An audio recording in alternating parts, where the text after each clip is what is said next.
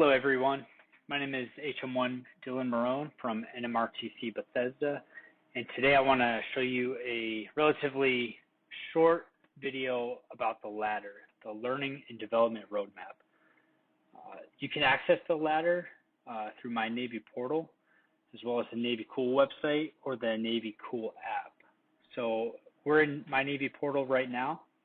I'm going to go to Quick Links,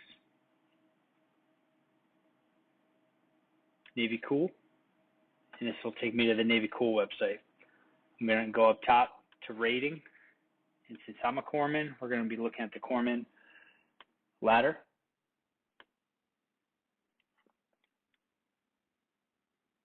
And then right here on your right-hand side, you've got HM LaDR/ORS. We're not going to focus on ORS in this video, just the LaDR, and I'm going to use the E4 HM LaDR as an example. So the LaDR, again, it stands for Learning and Development Roadmap. They're updated annually at least, and you can see the Hospital Corpsman LaDR was just updated in August. Now you can download this specific to your pay grade or across all pay grades. Of course, the all pay grades LaDR is a couple hundred pages and pretty bulky, but this E4 one is about 50 pages, and it doesn't have a table of contents, but I've created an unofficial one that I'll leave in the description of this video, and we'll get started.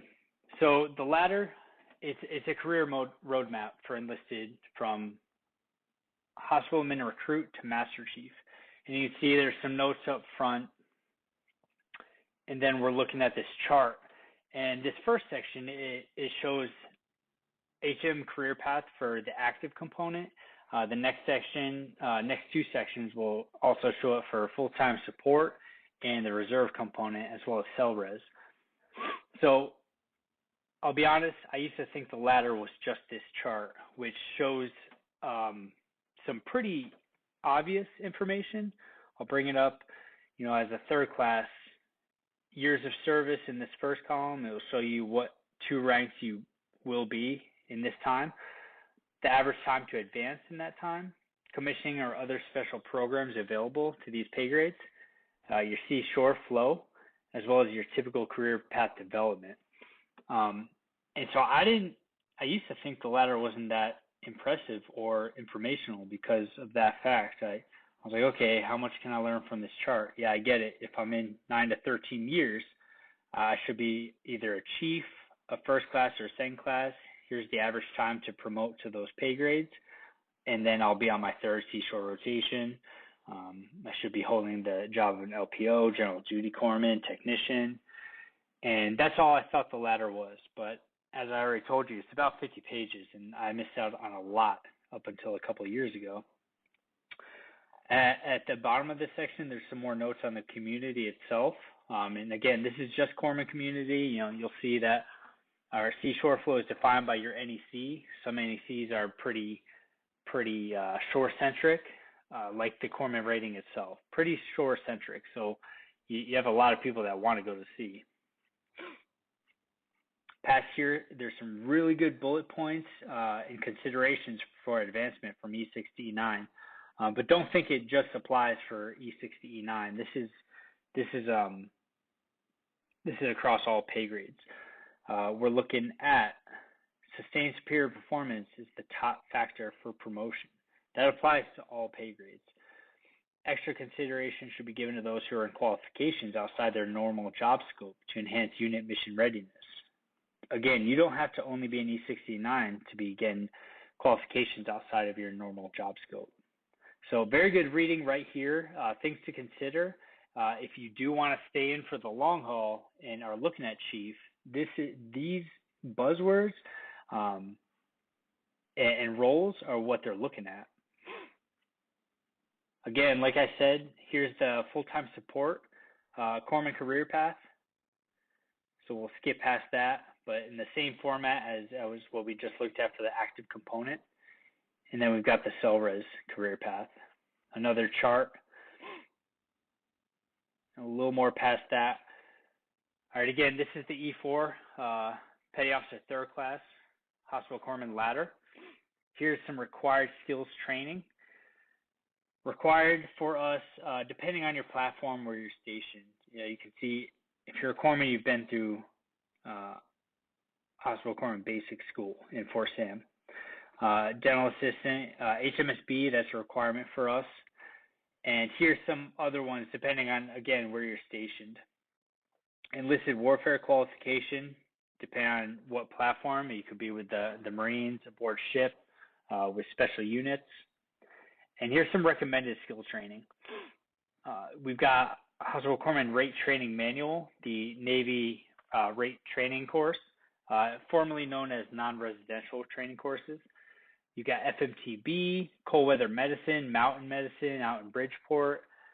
I see it says Naomi, Pensacola, but that's not the location. That's just the para-command. So moving on, I like to tell people the LaDR is kind of like an idea book. Some people, some corpsmen, many corpsmen I've spoken with, they feel kind of stagnant in their jobs. You don't always get to choose where you go, what department you work in, and they can feel held back maybe. And I always tell them, look in the LaDR. The LaDR is going to give you plenty of opportunity and ideas for how to make yourself competitive and keep developing yourself as a sailor and a person. So here it is. Here are ideas. You could give the LaDR to your sailors, look through it yourself, and then that'll generate questions like, oh, where is cold weather medicine? Can I go? Can I go TAD? What are the requirements?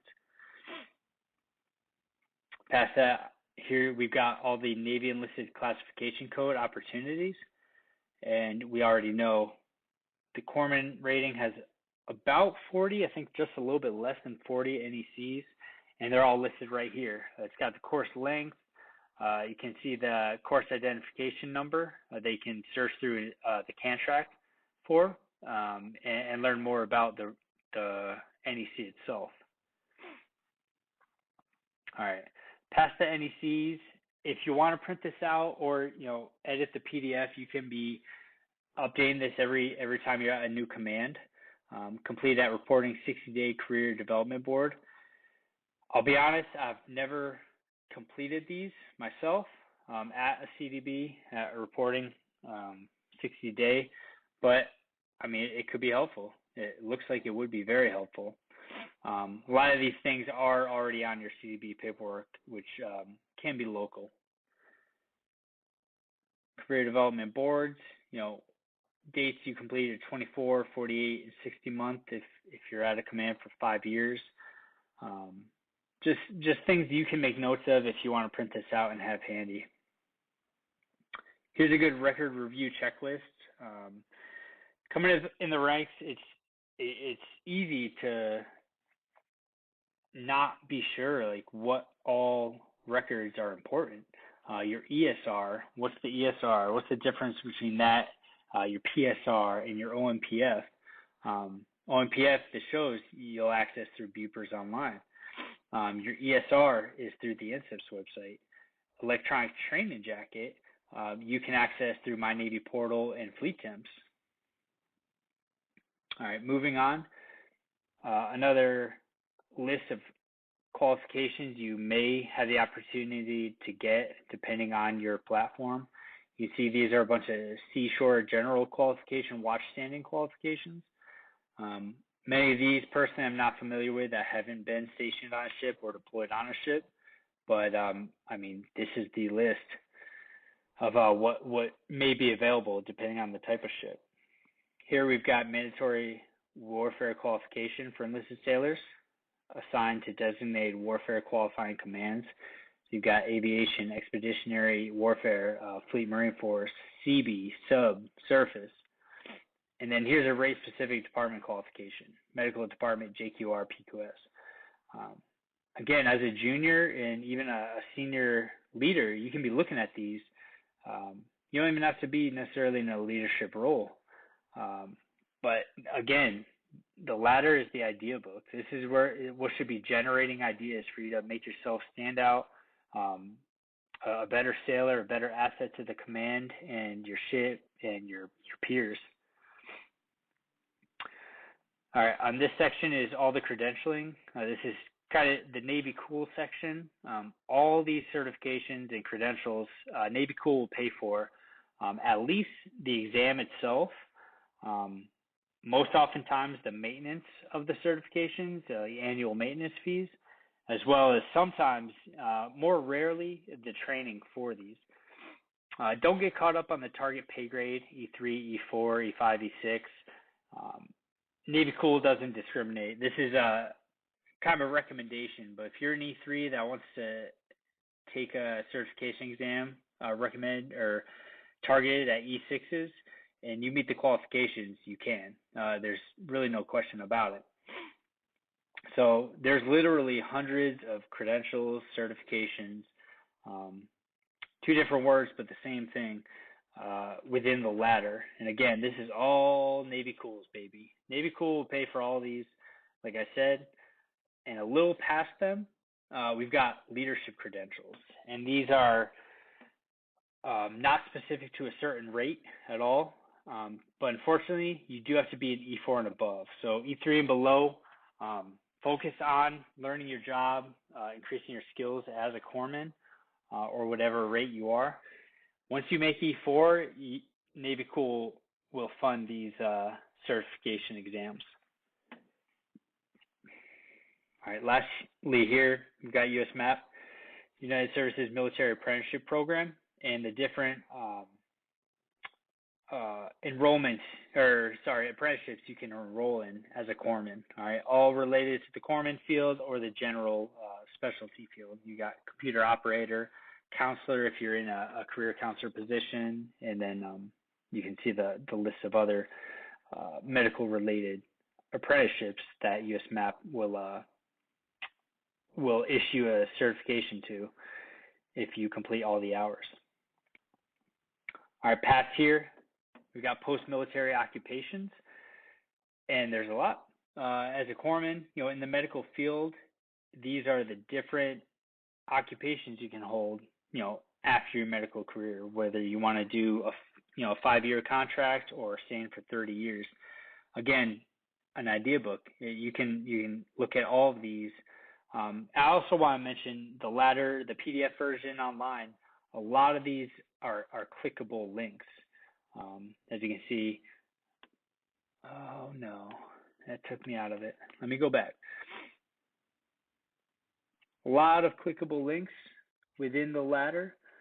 Let me get back to the post-military occupations, which will take you to relevant sites or sites very specific to these different occupations. And the same goes for the credentials I just passed, looking at the Navy Cool. Here's some different federal occupations. Again, if you're interested in any of these pique your interest, click on them and learn some more. All right, here, this section, Stay Navy, is related to continuing your Navy career on active duty. It kind of gets into career dates, Seaway, if you want to go reserve component to active component or full-time support. Continue your career as a reservist if you want to stay a reservist. Again, everyone's got a different career paths and stories, and the ladder takes all those into considerations. Here's a little blurb on career waypoints, Seaway. That's the system for E6 and below to continue their service. Okay, some more dates, fillables if you'd like. And again, just thoughts to manage your own career. And another good point to bring up is we are the greatest assets to our own career. We need to manage them better than anyone, and better than we can expect anyone else to. Physical fitness, if you want to put in your PFA scores or PRT scores, your overall PFA, that's really for your own kind of safekeeping, bookkeeping. All right, PME, professional military education. Again, this is the E4 ladder. This is, writing down your goals, literally. Degree goal, goal date if you want associates, bachelor's, master's. Don't forget these also factor in points for promotion and advancement. They affect, evals, map packages, sailor of the quarter, sailor of the year packages. E4 required Navy PME, foundational leader development course, professional military education eligibility, so PMKEE for E5, that's required for you to take the E5 exam as an E4. Again, if you ever feel stagnant or you think you've done it all, I can almost guarantee you haven't, and there's something you're going to find in the ladder that you can do, further education, learning, and development. This is the roadmap for those. Again, the acronym is LADR, LADR, Learning and Development Roadmap. Always be learning. And here's some more required community PMEs. Again, we're back to the Hospital Corpsman Rate Training Manual, the NRTC. There's a customer service one. There's TRICARE Fundamentals, course location, TRICARE University. I'm not familiar with that, but that's a simple Google search, and I'm sure you can get more information if you want to knock that PME out. E4 recommended Navy PME. You've got Introductory Enlisted Professional Military Education. So this is what's recommended at the E4 level. There's, following that, you've got Basic Professional Military Education, BPME, and then Primary, PPME, and then Senior Enlisted Joint PME on JKO. But these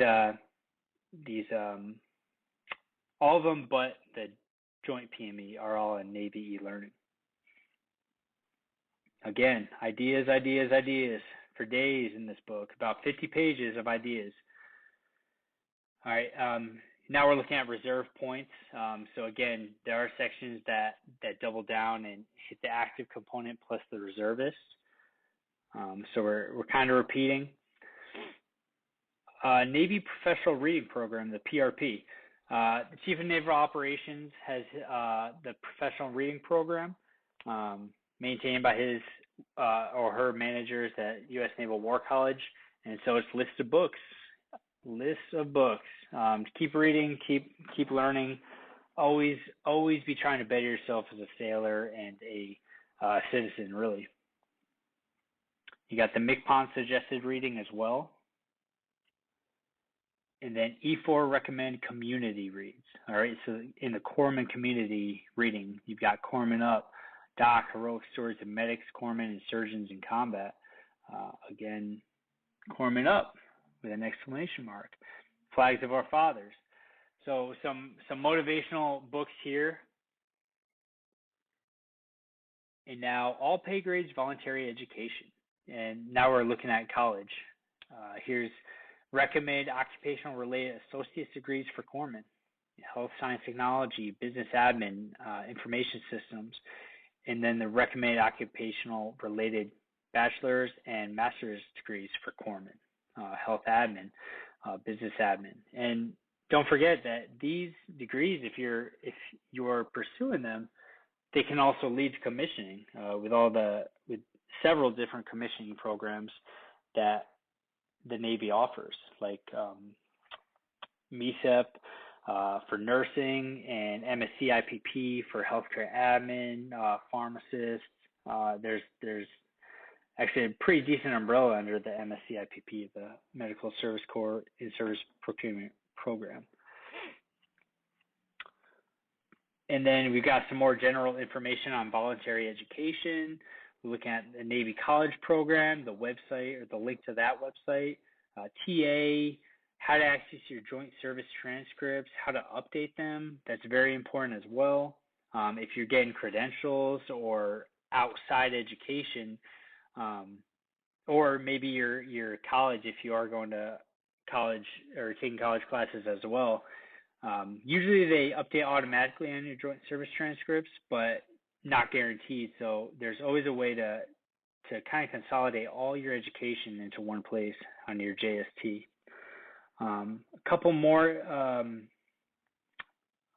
things to look at: the American Council on Education, ACE,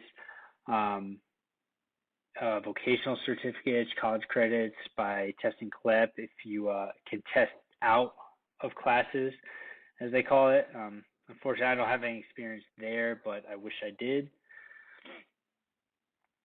And then here's some sample degree plans as well. So perfect. In order to get TA, you need to submit a degree plan. So you look down this line, look at the degrees offered, select college for the roadmap, and you can get a degree plan. Boom, that's one of the prereqs for getting TA funding. So the latter, I mean, again, clickable links, and that will get you knock off one of the prereqs to get funded for college.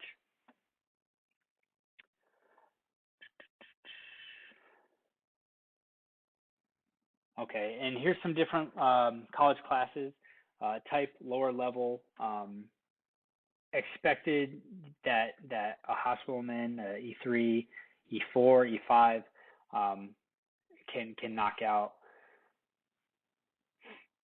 Depending on the school you go to, but just relevant college courses that are related to our job. Again, ideas. And then initial skills training. Many schools accept Corpsman School or Hospital Corpsman School Basic as transfer credits, and you can knock out a lot of credits towards a degree, depending on the college. If you can give them your JST. And here's some follow-on training: FMTB, medical deep sea diving tech. Okay, that's a special NEC.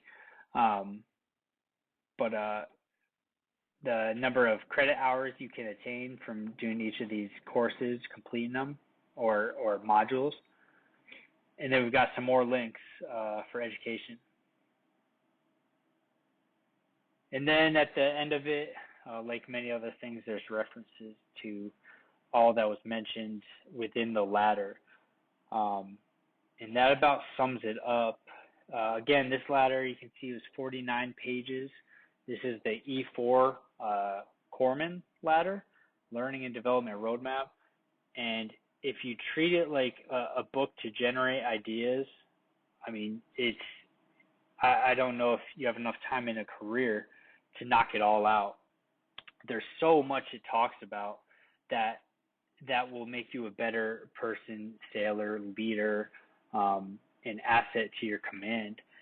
And I can't emphasize enough how important it is to get familiar with it, because it wasn't until I was a first class that I finally read it front to back, and now I just preach it to every junior sailor I know and peer, and my seniors. I couldn't believe how much I had missed out, over 10 years by not really digging into this and truly understanding how much it had to offer and insight it has into the progression as a sailor, especially a corpsman.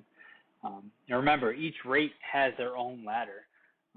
Whether you're a corpsman, a CS, an RP, a PS, MC, every single Navy rate has a ladder, and I want to encourage everyone to get familiar with theirs, and learn, see what's in it, and then teach it to everyone you come in contact with, because it's a lot of valuable information.